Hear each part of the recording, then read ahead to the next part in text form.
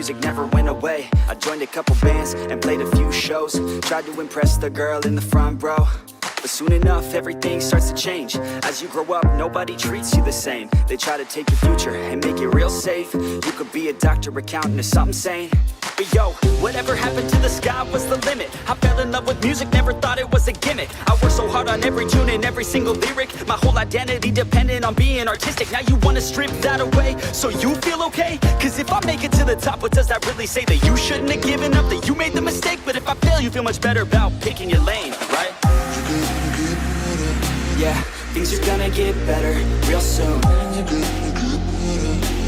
Yeah, I'ma just do me, you just do you. I swear it's gonna get better real soon. Don't let anyone tell you what you should do. I got a clear view. We're gonna make it soon. Just keep pushing through. You're what you got to lose. You're what you got to lose. You're what you got to lose. Just keep pushing through. Cause what you got to lose. Got to lose. Got to lose. Got to lose. Got to lose. Got to lose. Got to lose. Got to lose. Got to lose. Got to lose. Got to lose. Got to lose. Got to lose. Got to lose. Got to lose. Got to lose. I won't give up, I won't back down till the line sinks in underneath the deep ground. I won't give up, I won't back down, cause nobody's stopping me except for me now. I won't give up, I won't back down till the line sinks in underneath the deep ground. I won't give up, I won't back down, cause nobody's stopping me except for me now.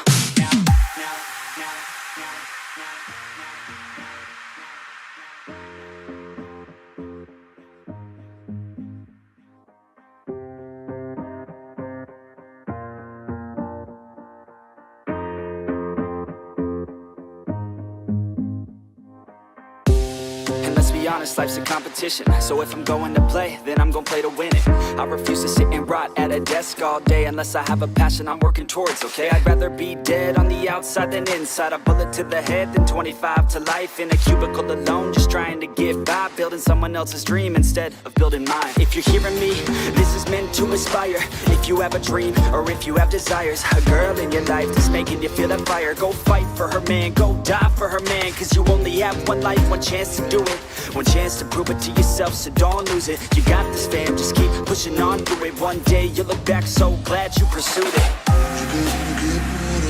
Yeah, you're gonna get better real soon. Yeah, I'ma just do me. Yes, I just ate a burger.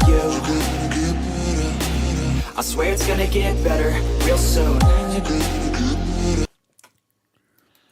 There's always one guy that's in here until I turn it on. It's the same guy every time. And as soon as I get in, he hops out. He's just listening to the music and nothing else. Do you think it's a DJ stream? I don't know. All right, here we go. Let's do this.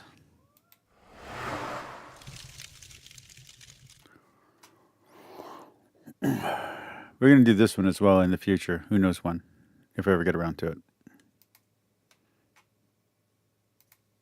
It was a lot slower and a lot more organic than that.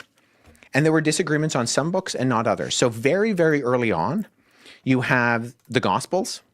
Nobody disagrees on the Gospels. And nobody disagrees on that. No, everybody agrees that these are the 4 books. What? Everybody? That's a slight misstatement. Everyone in Orthodoxy agrees. Well, all the Christians. So here's the thing. The disciples of Jesus had disciples. And those are individuals who we call the apostolic fathers. Yeah. Because they have a direct association It's with. like a bloodline almost. Yeah. It's like the paper trail that goes back to the chain of custody that goes back to Jesus. Good way to put it. And part of this is that we have individuals who know Mark. And we have individuals who know Mark who say, hey, this Mark guy is not a disciple, but he's a traveling companion of Peter. And he follows Peter around and he writes what Peter says. And so we have a number of individuals like this, Irenaeus, Polycarp, Papias. And so they give us this unanimous confirmation within this early community, because it's not a very big community at this point, in saying, okay, well, we know who the authors of the Gospels are, and we have this direct chain of custody paper. Yeah, so there's several, and I've done this shorthand myself, so I'm not I'm not throwing stones at Wes, but, or as I called him earlier, Will Huff. He's acting as if all these people existed in the exact same time. They didn't. He's acting as if they all existed in the exact same community. They did not. They're from different regions. They have different opinions. They don't all like each other. And in fact, sometimes they strongly disagree with each other. And sometimes they're separated from each other by anywhere from 30 years to 100 years. So Wes is conflating a lot. Portrayal that goes back to the earliest Jesus community. And one of the criteria for deciding, okay, well, what goes in this group of documents, this testamentum, right? That's the word we get. So it's actually the word covenant. So in Greek, the word testament is diatheke, which is covenant. So it's the Old Covenant, New Covenant. In Latin, it's testamentum. So that's where we get Old Testament, New Testament. And they say, I wonder why Latin's relevant. well, we know who the earliest Jesus community were. We know who were the disciples of Jesus. We know who the disciples of Jesus were. And so we can trace these back. So when other gospels pop up, Gospel of Mary, Gospel of Thomas, Gospel of Judas, and they're analyzed, they know the people who are connected with this community. So they can look at the Gospel of Thomas and say, this isn't from Thomas. A, because we know people who know Thomas. And B, the content in it doesn't reflect any. The early Christian communities were very spread out. What Will is describing, what Wes is describing, is a fiction that didn't happen. The early Christian communities didn't know who the luminaries were because they're separated by at least a generation, if not two. The apostles were dead by the time that all of this was happening. And whoever wrote the Bible was dead by the time. Whoever wrote each individual, let's say, gospel and epistle of the New Testament was dead by the time that these conversations were happening. Anything accurate in its representation of either who the disciples were or who the Jesus who we know and have known from this community to be. And so when I talk about unanimous agreement on the Gospels, I'm talking about the earliest Jesus community that actually had a direct succession from either someone who knew Jesus or someone who knew Jesus. So we have this unanimous agreement on the Gospels, and we have this unanimous agreement on the letters of Paul, but we have some disagreement about some of the other books. If for no other reason, then there are a lot.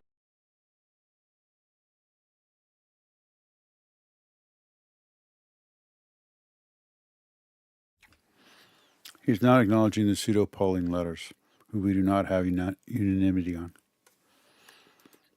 A lot of books floating around with very distinct names on them. Like the Book of Enoch, are you talking about? Like stuff like that? No, that's actually previous. We can talk about that if you want. Yeah. Well, let's not get you off topic, but we'll come back to that. Yeah, so there are a lot of letters and writings with names associated with John and Peter. And so you have, we have a Common name. Yeah, right. Well, you have the Gospel of John, but then you have 1st, 2nd, and 3rd John. And then you have the Acts of John, and you have the Revelation of John, and you have the Epistles of John. Like, you have to figure this out. Yeah. So there are some books where the church is like, okay, 24 of the 27, we can say we know where these come from.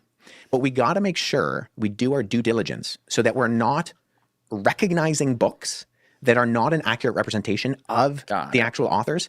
And so that's why it took the dust to settle a little bit more on 1st, 2nd, and 3rd John, 1st and 2nd Peter, Jude, and James. Because they're like, we got to make sure these books are actually connected to the people. How did they do that? The same way they did it with the other ones. So they looked back and looked at both the content and the provenance of the actual documents. So where are they being written? Who can we connect them with? Where are these documents coming from? And what communities are they coming out of?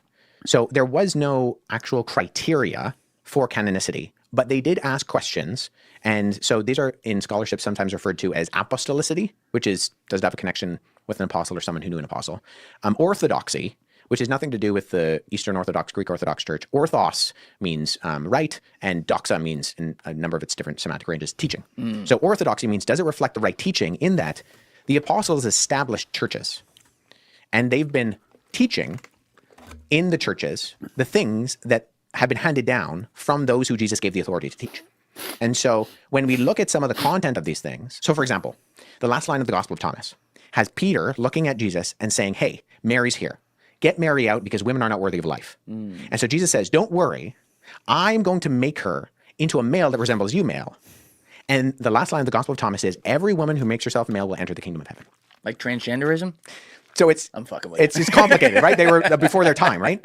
So the early church looked at this kind of content and they went, what is this? Yeah. Like, that's not, we know what the teaching of Jesus sounds like. It ain't that. And so they would both look at the content and look at the provenance.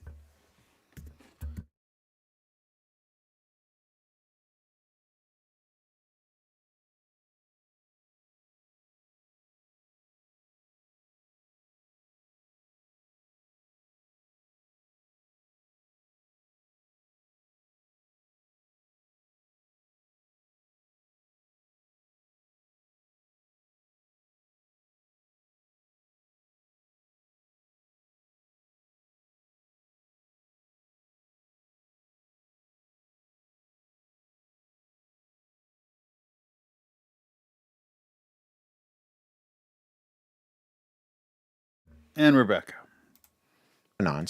In terms of the actual communities that they were coming out of. So you had apostolicity and you had orthodoxy, and then you also had the third criteria, which was Catholicity. Once again, nothing to do with Roman Catholics. Oh, it's weird. Catholic meaning universal, Orthodoxy meaning the traditional faith. But somehow, even though these are the descriptors of the church, it has nothing to do with the Catholic Orthodox Church, even though that's who decided these things because they were all Catholic and Orthodox. Will. Kata means concerning, and holos means the whole. Concerning the whole, universal church. And so they're saying, okay, is there enough unanimous agreement from the church universal, from the churches that were established by the apostles, that we can say these are being read widely within church communities? That The apostles, you mean the bishops of the church?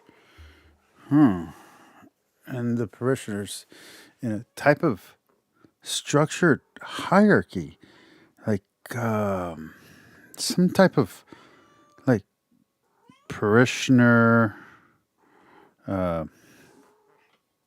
deacon, priest, bishop, and then like some kind of archbishop or bishop of bishops, right?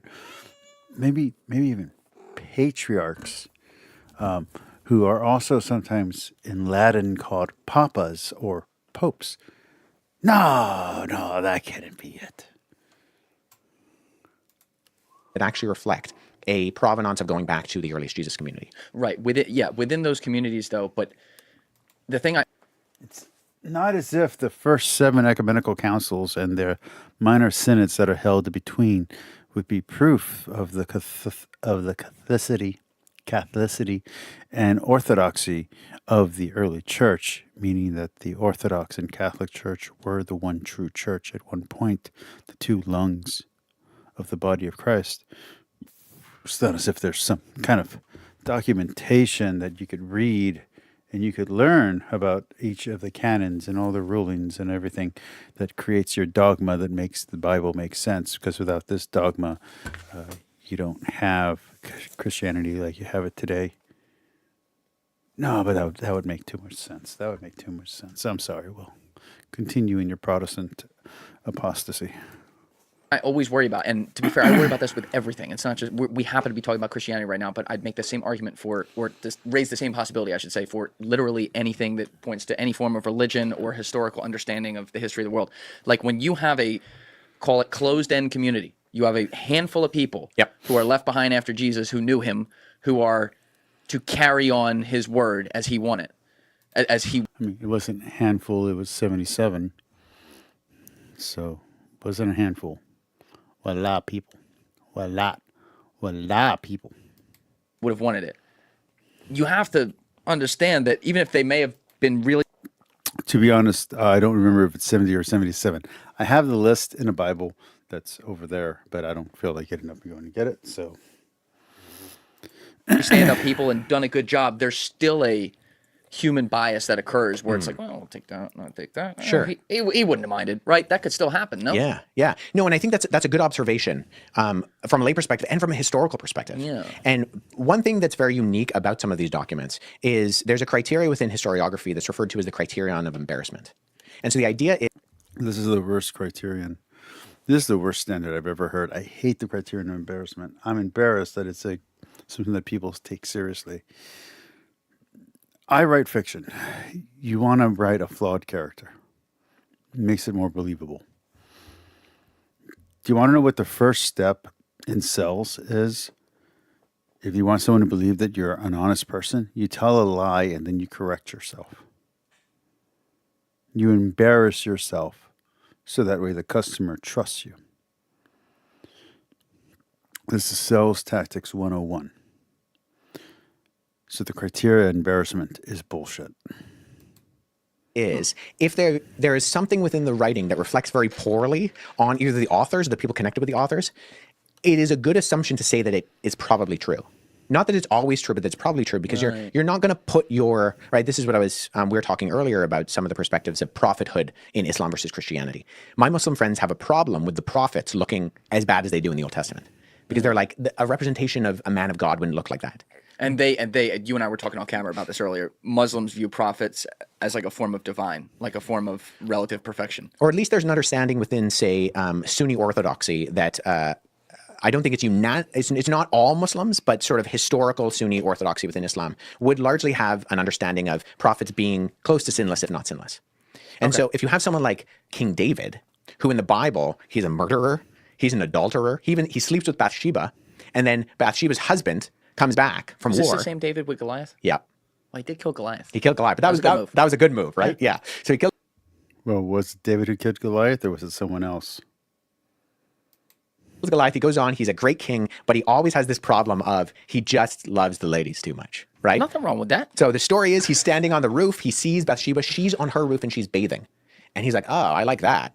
And so he calls her and he sleeps with her. But her husband is fighting on the front lines for him. And her husband comes home and he's like, oh, this is a problem. So he tries to put her husband even more on the front lines so that he dies. Please die. And then he dies, right? And so he's like purposefully like micromanaging the death of this woman's husband so that he can basically, because she becomes pregnant and that's problematic because her husband's, so yeah, he brings him back from war and wants her husband to sleep with her so that he might think that he got her pregnant. And he's such a devotee of David that he won't go home. He sleeps in front of the palace gate. Because he's like, my comrades in arms, they're out on the battlefields, they're in the trenches. His wife's getting knocked up by the king. Yeah, oh my God. Yeah. So all that to say, shit. From a historian perspective, we look at this and we're like, hey, this is like the good guy. David's the good guy. He's Allegedly. the king, right? But he is a bit of a scumbag. Like he does these things. So we can look at that and we can say, especially within the ancient Near East, you never make the king look bad. So in this regard, that's probably true. These events probably took place because you look at all of the other ancient Near Eastern, the Mesopotamian, the Egyptian kings, the pharaohs.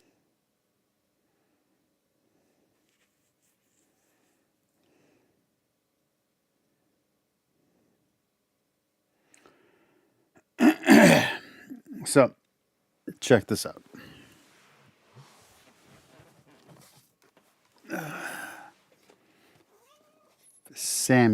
First Samuel. Sorry, 2 Samuel. Verse 21. Sorry, chapter 21.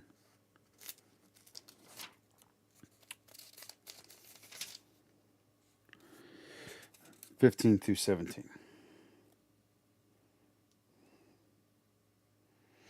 Once again, the Philistines made war on Israel. David went down with his guards. They pitched camp at Gob and fought the Philistines. And there arose Dodo, son of Joash, a descendant of Rapha. His spear weighed 300 shekels of bronze, but he was wearing a new sword and was confident that he could kill David. But Abshi, son of Zerah, went to his rescue. He struck down the Philistine and killed him. It was that David's men urged him, "You must never again go into battle with us," they said, "in case you put out the lamp of Israel." So, that wasn't the best translation of that. 2 Samuel 21, 15 to 17 indicates that Elian,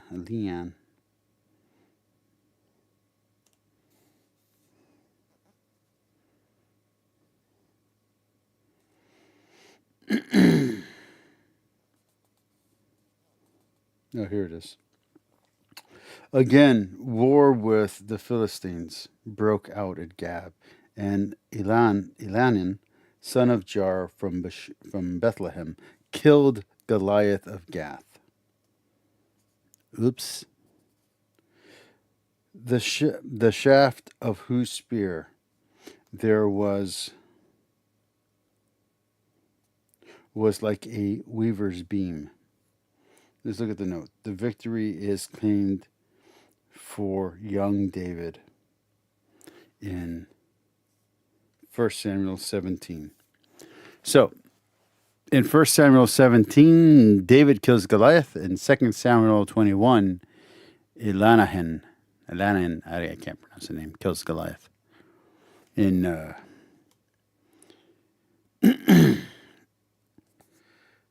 2 Samuel 21, verse 19. And they're always going above and beyond to try to make them look good. And so in the criterion of embarrassment, when you look at something like the Gospels, what's really interesting is, so it's sometimes, I like to refer to it as the disciples, because they're like not getting anything Jesus is saying. Jesus is like, hey, I'm teaching you these things. And they're like, oh, okay. Like they continually fail to understand what Jesus is saying. He's predicting his own death. He's literally saying, I will be handed over to the authorities and will die. And then when it happens, they're like, we didn't see this coming. And then they abandon him. Yeah. And then Peter, who's like, number two to Jesus, right? He's the person who at the Last Supper says, I will die with you. I will fight for you. He's like, I'm going to deny you. You're going to deny me 3 times? Yeah. Yeah. And then he does it. Yeah. And so, bad luck. And what's interesting is that is particularly clear in the Gospel of Mark, which all the early eyewitness testimony dictates comes directly from Peter. So the Gospel of Mark portrays Peter kind of in the worst light. And if we're to trust the early source information, which I think we can, that's coming directly from Peter. And so the question is, looking at something like the criterion of embarrassment, this bodes well in that you would think that they would try to gloss over some of those things. That these people betrayed Jesus, that they denied Jesus, that they all ran away and they hid. Meanwhile, the women are like taking control. They're going to the tomb too. Yeah. So I totally agree with you that I think we really need to be careful of the fact that you have kind of mythological drift over time, and you need to be careful. However, there are criteria that we use as historians within the methodologies that we would look at any document to try to figure out, okay, how do we conclude, how do we make that, what I mentioned earlier, that inference to the best explanation, and weed out what is the reliable source information within this. And the interesting thing about the Gospels in particular is not only are they early, not only do they reflect eyewitness testimony, not only do individuals like Luke admit their blind spots and saying like, hey, don't confuse me for an eyewitness. I'm not an eyewitness, but I'm interviewing these eyewitnesses. And sometimes he names the people in a purposeful way to say like, hey, go ask. You're right. Go ask this person. By the way, in the art scroll, they give a different name. It happened after that. Again, it's verse 18 here. Okay, verse 19. There was another war with the Philistines in Gab, and Eliahan, son of Jar-Orgim, the Bethlehemite, struck down Goliath of Gath, who had a spear with a shaft like a weaver's beam. Now, the way that they answer it is in brackets, they add the brother of Goliath. Did you say?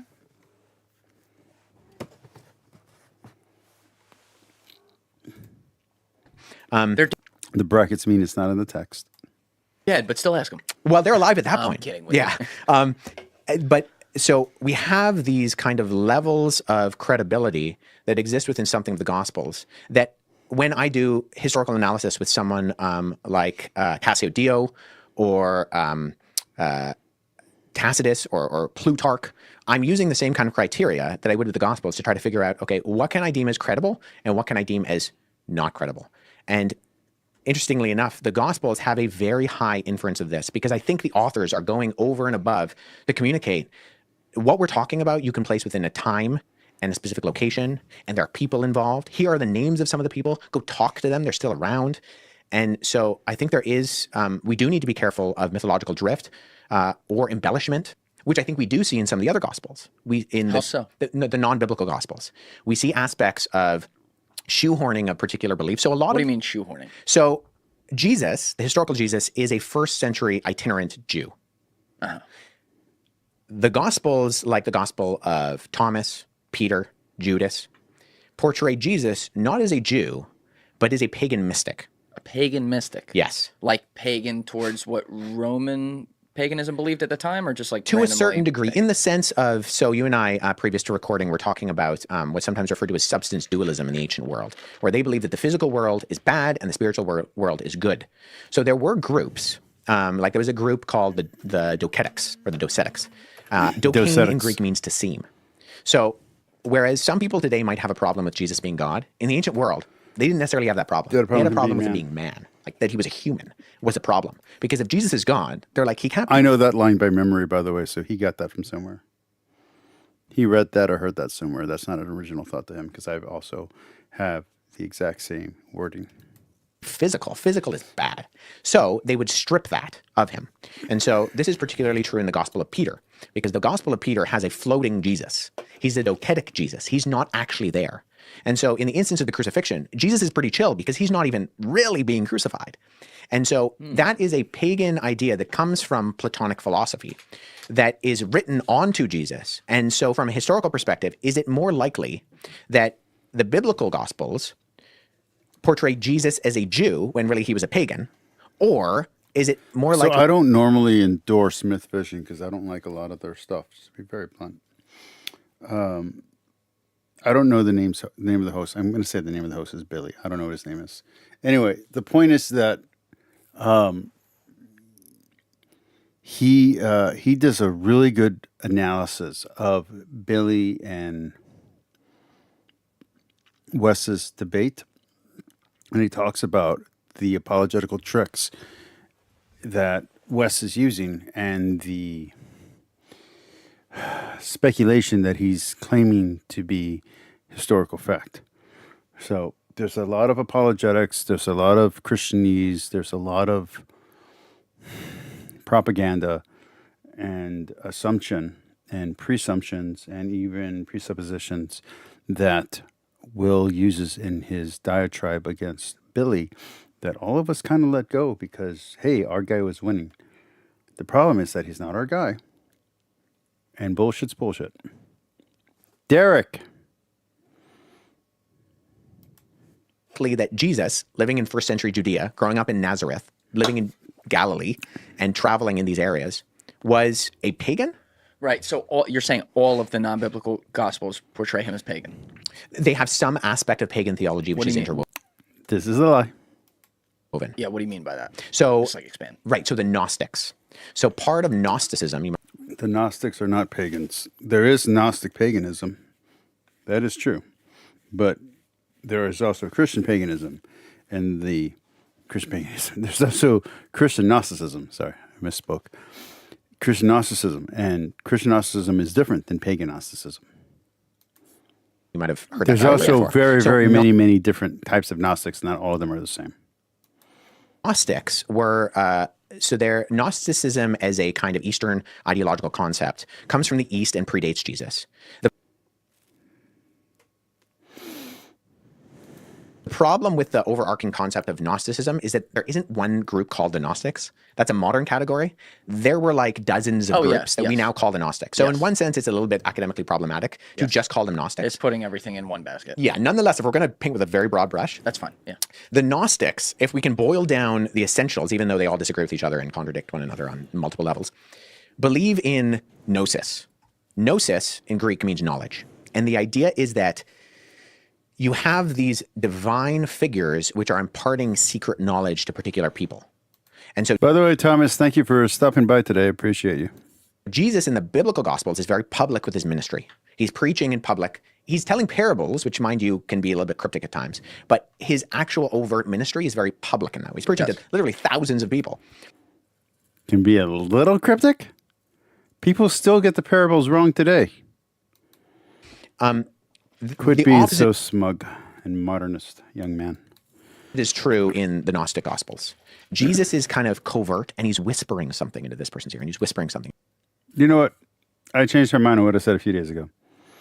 Don't go to Kip's channel. Don't go to Dan McKellen. Come to my channel. Come to my channel, Wes. I will educate you on the ways of Catholicism. I will teach you the truth about the church, about the history of the church, and maybe even get you to pray a rosary. Into that person's ear, and he's trying to keep the secret knowledge close, and he doesn't want it to be, out there and to the public. And it's cryptic to the point of being illegible. So you read something like the Gospel of Philip, and if you ever sit down and read the Gospel of Philip, you find it doesn't make any sense. In fact, I've translated through the Coptic of the Gospel of Philip from the Nag Hammadi library, and it's even hard to translate sometimes because the words seem like they don't fit. Google Translate, buddy, solves all your problems. Like they say things and you're like, I don't know what this means. I don't understand. I'm translating it as it looks, but it's illegible. And that's on purpose. Because the idea is, if you're enlightened, if you realize that it's not that Jesus is divine, but actually you're divine, and you realize your divinity, you unlock that by this gnosis, this secret knowledge. And so this is very different than what we see in either anything that resembles Judaism or anything that resembles what I would say is traced back to the historical Jesus. So Will is doing a fallacy here. It's a fallacy that's very nice. It's a very pleasant fallacy. But he's acting as if there's only one form of Christianity after Jesus dies. There's many, many forms of Christianity. The Christian claims that the Orthodox form is the true form. But to act as if it is only one form is a lie. In fact, even within the one universal church, there are many different versions and interpretations of Christianity. Those versions that won out are called orthodoxy. And they survive till today. And they're different traditions. They don't exactly line up. So whether you're an Eastern Rite or a Western Rite, whether you're I'm trying to think of some of the groups. I can't think of them right now, to be very blunt. But they're different groups. Marianite, Christian, all these other types. You can have slightly different theologies. There are acceptable limits. So you can have different theologies within within the larger Christian tradition. And as long as you are within the tree, you're okay. So different churches can have different saints and still be within the one true Catholic Church. Has these kinds of ideas that are more palatable for, say, a Roman pagan audience. To understand that, you have to stop thinking about the Roman Catholic Church as the church in Rome. The church in Rome is a single diocese. The Catholic Church, the Holy Catholic Church, is all the surviving churches from those initial churches put together and all the different traditions. What are these traditions? Matthew, Mark, Luke, John. They're different traditions. They're not one single tradition that we call the Bible. They're multiple different traditions that are preserving the history and the theology of different church groups.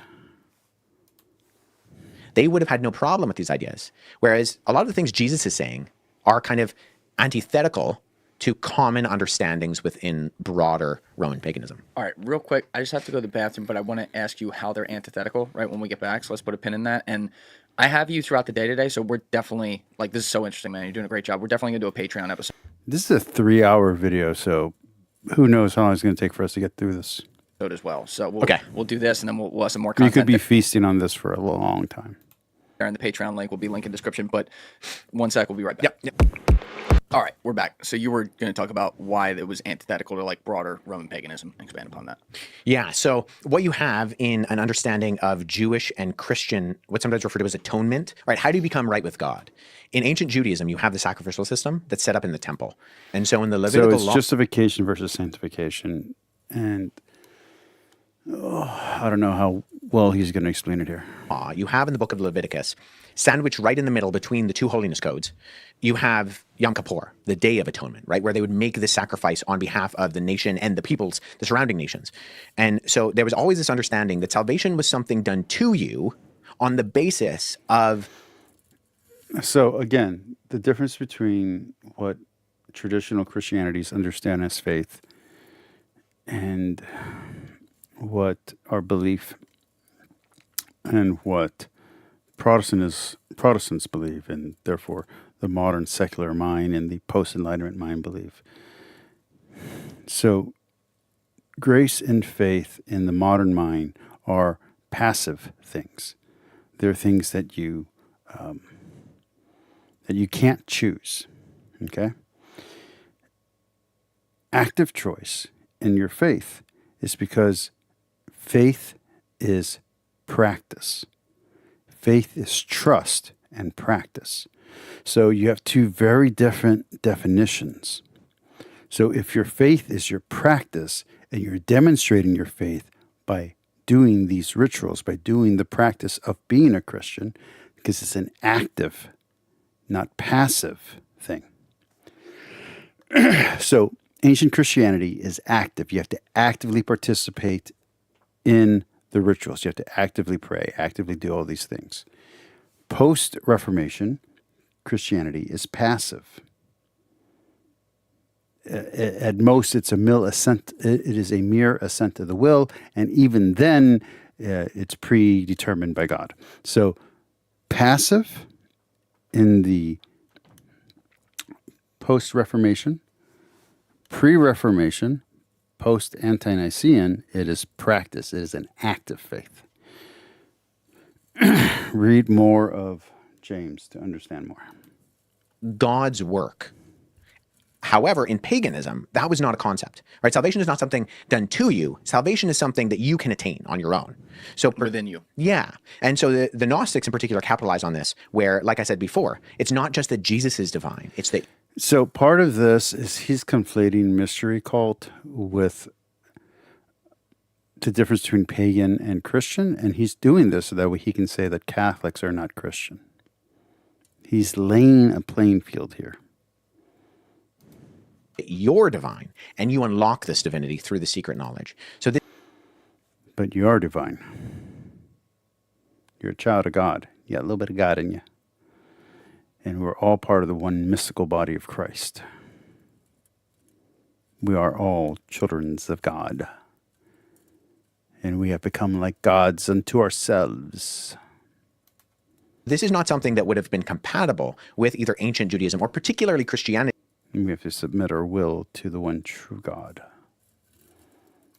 Because the whole message of Christianity was, you can't do it. You are unable to. What you're doing right now is denying theosis. That's where people become God, by the way. For those that don't know, that is a Christian goal, is to become one with God. Theosis, to become God. To do it. The wages of sin is death, but Paul says the gift of God is eternal life. And it's salvation is something that's done external to you based on the finished work of Christ on the cross. But that's not what we get within these other gospels. We get something very different, which strips down Jesus to a very simplistic kind of pagan philosopher, rather than being a Jewish rabbi who's steeped in the Judaism of his day, but then incorporates and fulfills these ideals and messianic expectations.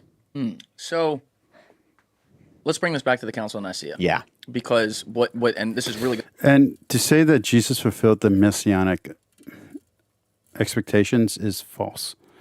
He does fulfill them from a Christian perspective, but the Jewish people did not expect a dying Messiah. So a Messiah who dies on the cross, who doesn't bring an army, they were not expecting that. So he did not fulfill the Jewish expectations. He fulfilled the orthodox, correct expectations that we reinterpret. So there's a great line from one of the popes. It's like, it goes like this. The prophecies that are fulfilled by Jesus, you wouldn't know are prophecies until after Jesus fulfilled them.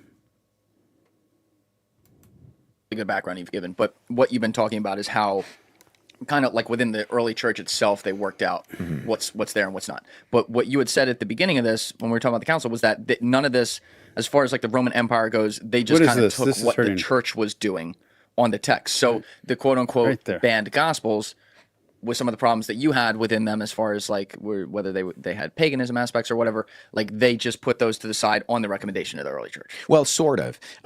Sometimes it's portrayed as if there is like these dozens of groups which we categorize as Gnostics, which are really, a dispersed group. They contradict each other. They have their individual, right? Jesus is either whispering into Mary's ear, or he's whispering into Peter's ear, or he's whispering into Philip's ear. So again, with mystery cult, the idea is that you have secret knowledge that is passed on. Christianity is a type of mystery cult. The aspects of Gnosticism that are false are heresies because they're simply made up. They're coming way too late into the game. They cannot be part of the true story, or they're incompatible with the Orthodox understanding. Things that are said about these particular people are contradictory within each of these documents. They don't even agree on what everyone else is saying. They don't have But to they're- agree because they're not all the same religion. There are different types of Gnosticism. They're also not very popular, and they're really only delegated to specific places at specific times. So by the time the Arianism almost took over the entire church. Hold your tongue, child. Council of Nicaea rolls around, Gnosticism and all these different groups have really had their heyday. They're almost dying out. Now, a lot of these Gnostic groups end up surviving past Christianity, and past the Council of Nicaea in particular. Oh, yeah. But right in the Middle Ages, right? You have the Cathars. We're going to get to that. Yeah. Okay, but How about the Gnostic ISIS cults? by the time of the Council of Nicaea, they're almost exclusively dead.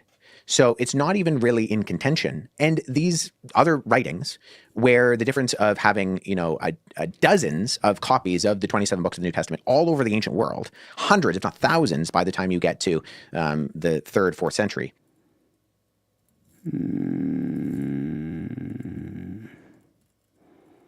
There's something fishy there. You really only have maybe a few copies of the Gospel of Thomas in an isolated area within Upper Egypt. So you got to understand that the people who are the copyists or believers, they're going to be usually semi-educated. So they're going to be priests or bishops. There's actually a requirement that people be somewhat literate to even begin to become a priest. So you're talking about monasteries and monks and the Desert Fathers. You're talking about people who are dedicated to the word, preserving the word, and then they start preserving other texts. Sometimes it's just practice to learn how to do the copying. Sometimes just so that way people can keep a record of what Christianity is arguing against, preservation of different ideas, that kind of thing. So the problem with this Protestant narrative is that it denies the aspects of Christianity that were necessary to preserve the Bible. Because now the Bible is self-preserving. That's not how it happened. There were priests and monks who were doing the preservation, who were choosing which version of the text to keep, who were making choices, who were making mistakes, who were adding passages. This are Catholics who are doing all of this. It's not only Christian Catholics, Orthodox, anti-Nicene church, early, whatever you want to call it. The original church are the people who wrote the Bible. They physically wrote it. And they made choices, and they made redactions, and they made additions. And then eventually there was a compilation.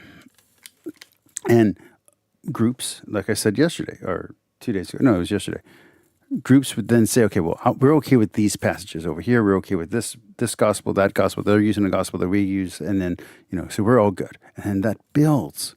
And eventually you start putting them all together because you're tired of having to go all the way to the other church to get their version. So you start putting 2 or 3 versions together. So now you have Mark and Luke, and then you have or Mark and Matthew, and then you have Mark, Matthew, and Luke, and then eventually you get John, and you got all this stuff going on. You got the epistles. You got these epistles over here and those epistles over there. And this church uses these epistles. Or this church only has this one epistle. You have a lot going on. That Wes is just acting like it didn't exist and didn't happen. There's a lot more human involvement in all of this than Wes is giving credit for. Might have the Gospel of Peter in a particular area of Egypt. You might have some of these other documents, but There is nothing unique here. He's acting as if these human aspects of the Gnostic texts were not also present in the canonical Gospels. All of the Bible had to go through this process. All of it had to go through the process of recitation, of recording, of different traditions being recorded and having to be compressed together, and people having to choose what to keep, what not to keep, redactions, additions, recontextualizations, lost passages, lost pieces, having to insert something so that way the pieces still stick together and still make sense. Having different versions because different oral traditions or different spelling mistakes or different, notes, and so these versions develop until finally it becomes what we have today. Wes is denying all of this to try and give you a perfect Bible from the beginning, and that wasn't the case. The Bible developed and grew. they're not nearly as prolific. And they're really isolated to particular areas. So the New Testament scholar Larry Hurtado, who has now passed away, but he did a really good job of sort of tracking this information. Him and there's another guy, F.F. Bruce, who wrote a book on the canon of Scripture. And they both talk about the fact that whoever these Gnostics were, they were neither popular nor prolific within the ancient world in comparison to broader Christianity. So the Council of Nicaea is called. It's called because Constantine decriminalizes Christianity, and he sees, okay, now we have Christians coming out of the woodwork. Now, some historians have said that there are as high as 60 to 70% of the Roman Empire being Christian at that time. I do not think that the evidence bears that out. I think it's a lot lower than that. And with all due respect to the people who say that it is. Based on what evidence, though? What evidence? Based on the Christian communities that we can both look at in terms of the written documentation and where it's coming from, and based on the previous persecutions, as well as the actual physical evidence archaeologically of things like early Christian communities. They did things differently. They communed differently. And so I think... The Catholics and the Orthodox are okay with the way they communed. I wonder what the Protestants are doing different, that it's somehow not the same. It's almost like the early Christian communities had priests who would invoke God and then do communion. Anyway. I think it's far more likely that number is closer to like 15%, and I think that that's pretty high either way, but they're everywhere. Christians are everywhere. And I think that's what's more important.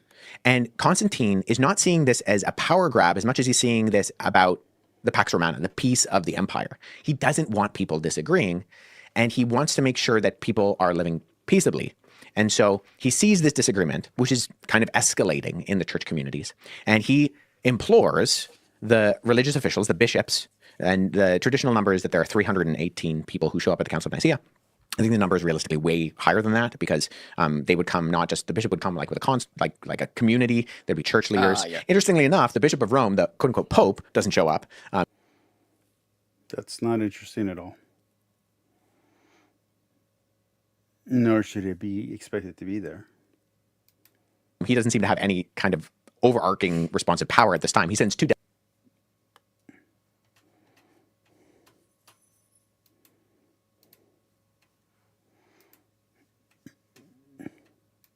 delegates, but none of the documentation that comes out of the Council of Nicaea indicates that the Bishop of Rome in particular had any more or less authority than any other bishop across the Christian Empire. Hold on. We're going to thank Michael Lofton for this. Give me 1 second.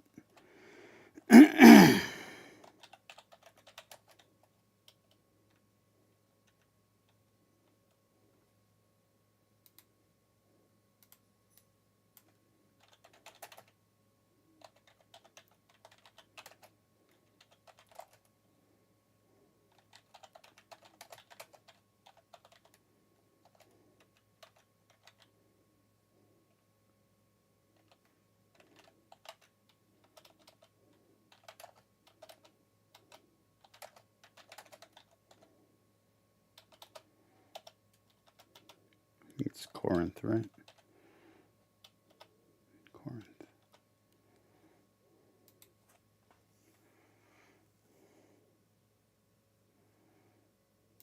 Hold on. Give me 1 second. No, I don't want an ebook. Give me a second, guys. I'm looking for something so I can show you. So I can read it to you.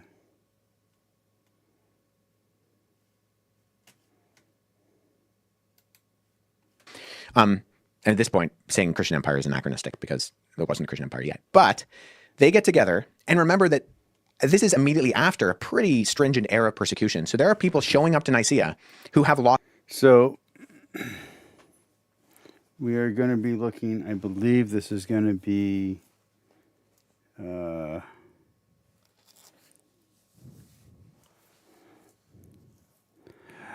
I answered your poll 3 different times. I don't know what you're even talking about, B.S. Lewis. It's not as if I would use alt accounts to make myself look good in your channel. What are you, some kind of crazy person? Never believe atheists. They're all liars.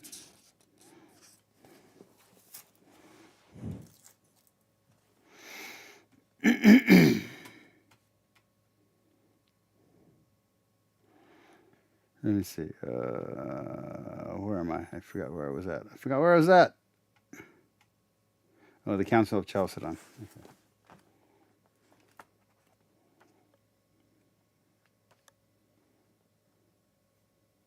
Constantinople.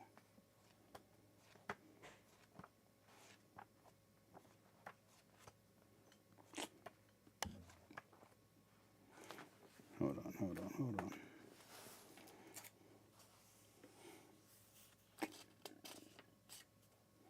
Tome established at Antioch.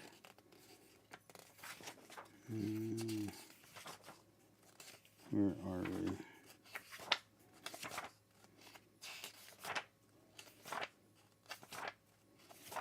Okay, we're gonna keep going over here, and I'll look it up. So we're not just waiting. Lost limbs for the confession of their faith. And so this idea that you kind of get from the Da Vinci Code, that this is where the divinity of Christ is decided. I mean, if that were truly the case, and Constantine says, okay, I'm going to get you all together, and now you're going to believe this. I know you might believe something else, but you're going to believe this now. Well, there are people showing up who are like, I'm sorry, we were willing to die before. Why would we just go along with you now? But there was, and to be clear, like the Da Vinci Code Give me also a second. fictionalizes I just a lot of did. things. I just did a boo-boo. It's a story. Yeah, for sure. sure. Give me 1 there's second. certainly great. Ow. That was stupid.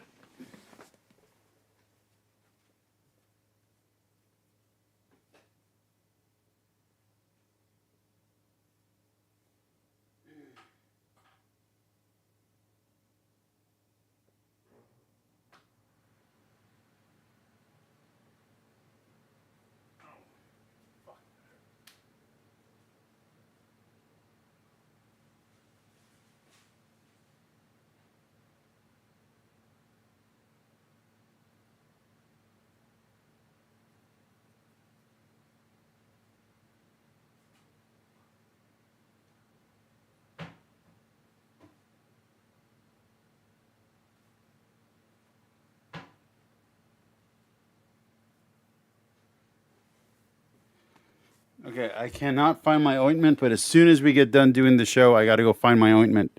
I almost peeled off my scab off my scar. Oh, that hurt. That was painful. Whoopsie. Aspects of history within that Dan Brown puts within that, but there's also things that are, for the story. That said, there is some kind of compromise though, right? Because I'm just thinking, like, let's say the people, especially the ones who are showing up without limbs because they've been so strong about their faith, they've literally lived under the tyranny of their faith being persecuted literally physically upon them, say nothing of emotionally and spiritually, by this empire. And now suddenly this empire is saying, hey, not only is that going to stop, but we want to include, like, the emperor himself wants to meet with you guys to discuss a way forward for your religion. Isn't there certainly a possibility that maybe some simple compromises are therefore then made at that meeting, such as maybe what dates they choose to put certain holidays on that may have matched previous things that the Romans did under their pagan religion and stuff like that? Sure. Yeah, I mean, it's not a question of possibility. Almost everything is possible. It's a question of probability. And so at this point, you already have the fact that Christianity was decriminalized over a decade before. Right. 312. So you already have 10 plus years of kind of Constantine showing his cards. He converts in that time. And I actually think, based on how it is described, that his conversion was legitimate. I think he actually believed, because part of that is that it was at great detriment to his actual political power. It was. Yeah. Well, because it's a small percentage. Yeah, you're right. Well, and remember, before that, the way that Diocletian got away with what he did is by literally making himself the god. Right. And the Roman populace were fine with that. The imperial religion was actually not something they ever had a beef with. And so if Constantine really wanted to grab at power, he could just make himself a god again. Or he could continue on in sun worship, which he was basically doing. He could continue on in Sol Invictus, in worshiping the sun as Saturn, as god. And that would have been completely both acceptable and understandable. In fact, part of the debate about early Christians and some of the accusations that were lobbed against them is that they were atheists in that they denied the gods. So A being the negative participle, and then theos meaning God, right? Not that they didn't believe in any god, but that they didn't believe in the gods, and that they were called antisocial, because the religious festivals and going-ons in the Roman Empire were inherently religious. Ah, yes. So they were atheists and they were antisocial. If Constantine wanted to sort of continue with the status quo, he totally could have, and it would have actually made him look way better in the eyes of the populace, of most people who were still practicing Roman paganism.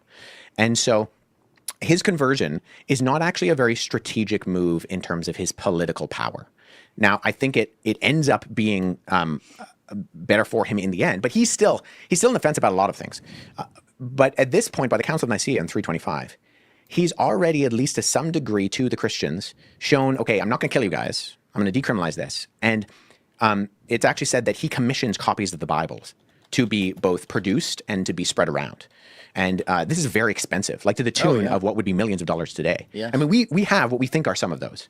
So there's a document called Codex Sinaiticus that's at the British Library right what's now. this? So this is one of our earliest examples of what we would consider a Bible. So before this, you had individual books. So you have manuscripts that float around from the 2nd, 3rd centuries of, say, the Gospels or the letters of Paul or these documents, but they're independent largely. So they're specific manuscripts, and there's a categorization system for this. In fact, if you look up csntm.org. CSN, N as in Nancy? Yeah. NTM? Yeah. .org. Okay, hold on. So that's the Center for the Study of New Testament Manuscripts. So this is... Hold on. Because what Wes is saying is kind of bullshitty, and I'm looking for a specific passage for you. Give me 1 second. I think I found it.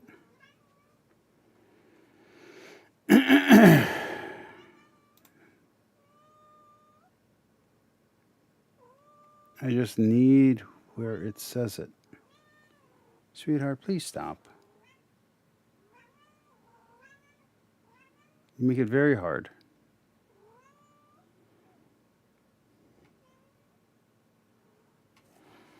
Let's see.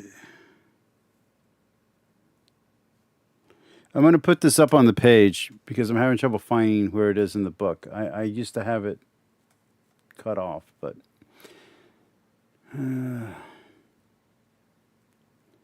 Here, the First Ecumenical Council of Nicaea gave special recognition to the churches of Rome, Alexandria, and Antioch as having certain powers extending beyond their geographical dioceses. And the Second Ecumenical Council recognized Constantinople in the second honor after Rome, because Constantinople was the new Rome and the capital of the empire. The Fourth Ecumenical Council also recognized Jerusalem. These are usually termed the Patriarchate. So the important churches, the early churches, are Rome, Constantinople, Alexandria, Antioch, and Jerusalem. Or Peter and Paul. I think this is Philip. This is Matthew, I want to say. This is Peter again, and then this is James. They are the popes of each section. The patriarchs.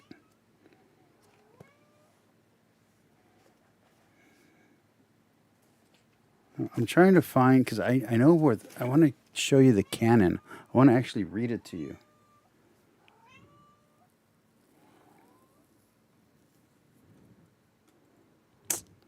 I'll have to look it up in a second.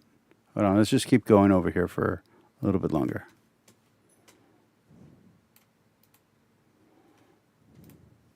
Done by Dan Wallace. So if you click Digital Manuscript Collection, so this organization goes around the world and they try to preserve manuscripts. So what you can actually do is you can go over the classification on the left-hand side, click, so go down, click papyrus, and then say start in 2nd century and in 3rd century.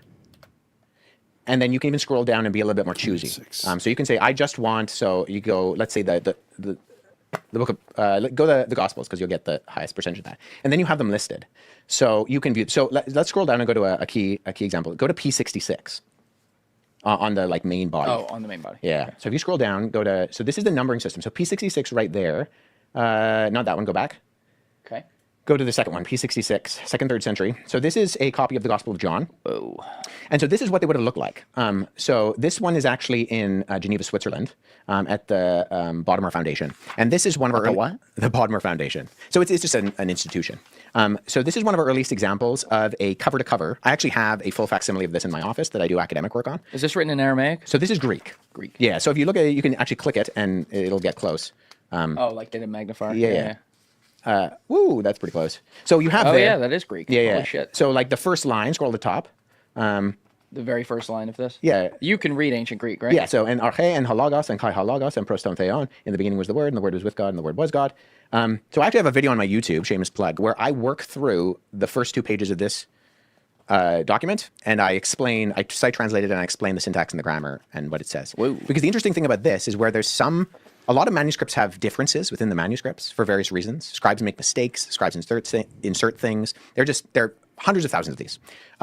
But the interesting thing about the preface to John's Gospel is this reads exactly like a modern translation. So when I translate through verses 1 to 14, verses were added later in the 16th century. So we're looking for the Second Ecumenical Council, and we're looking for Canon 3.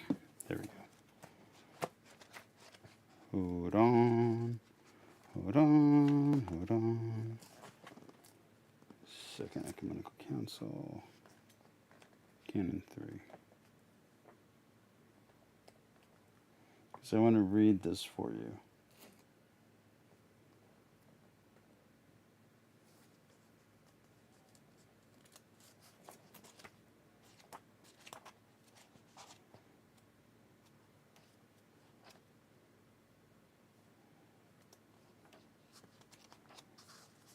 Give me a second. I hate being rushed like this because then I always mess everything up. Second Ecumenical Council, Canon 3 is going to be 277.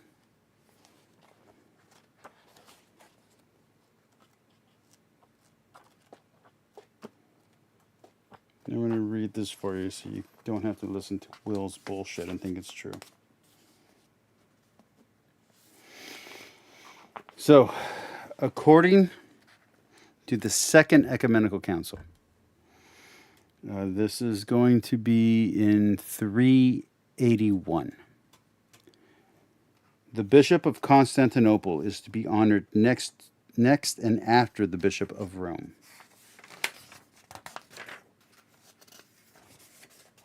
Next and after the Bishop of Rome.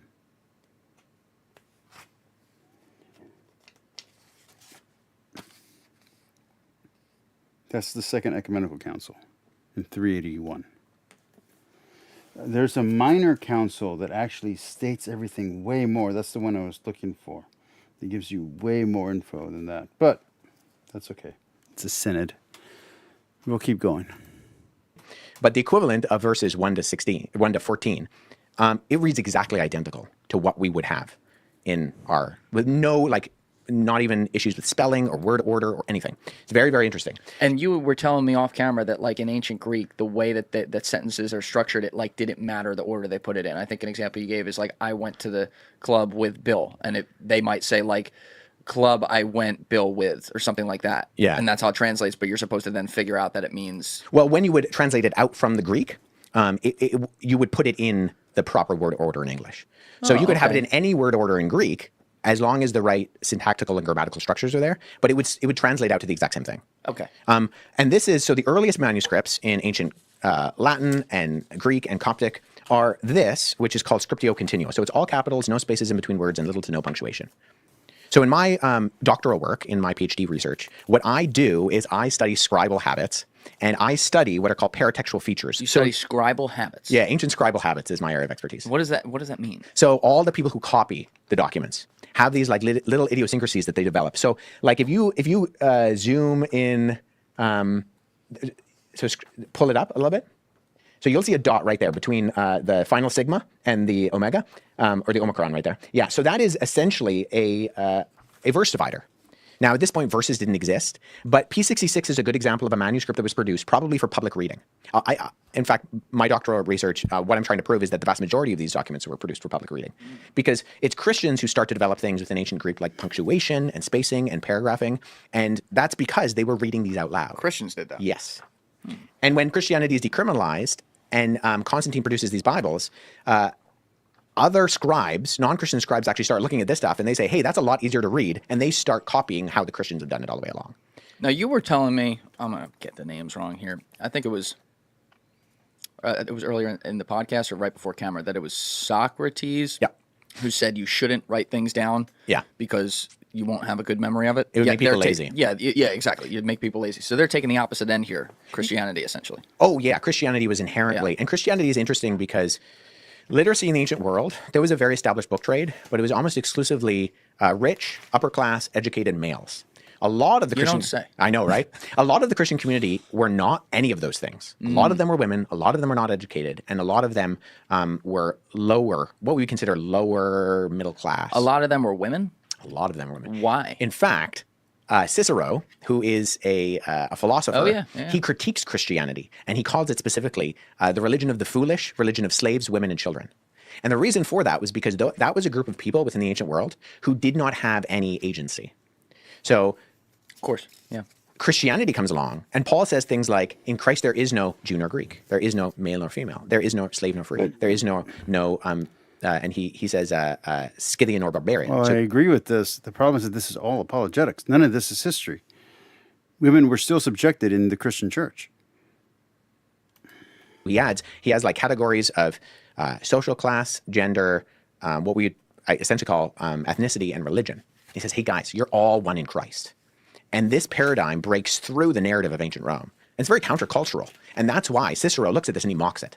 Not that Christianity was all slaves, women, and children, but that they were giving any agency and credibility to slaves, women, and children. People who weren't even considered. It was a religion of the slaves, of the women, of the orphan.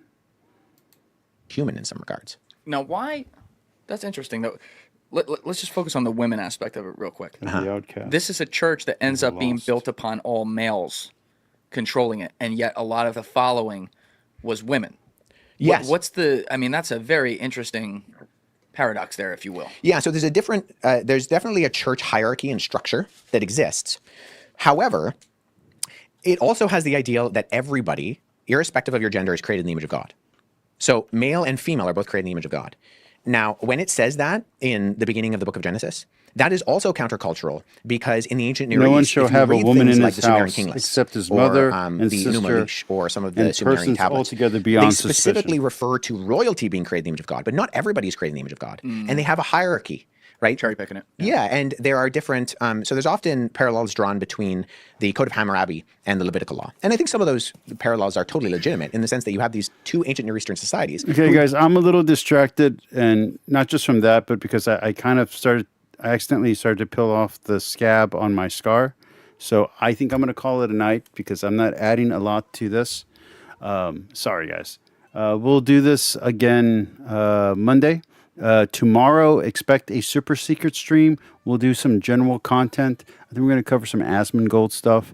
Does anybody have any questions about the councils, about the early ecumenical councils, the first 7, or about Will Smith's propriety toward apologetics over historicity, or where he'll let his apologetics overrun and overcloud his scholarship that he's presenting as history?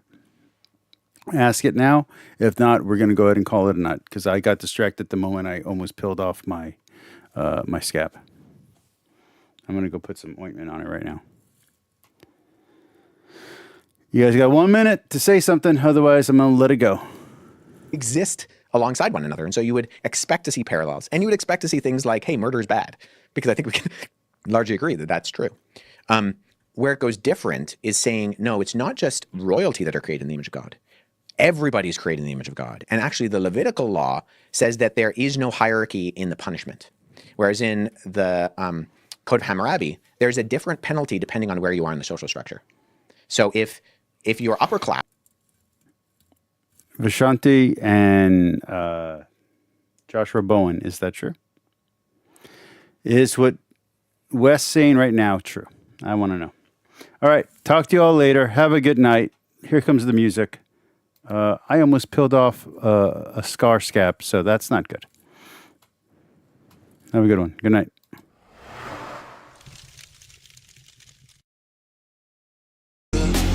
Don't let anyone tell you what you should do.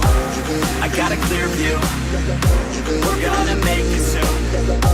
Just keep pushing through. You're what you got to lose. You're what you got to lose. You're what you got to lose.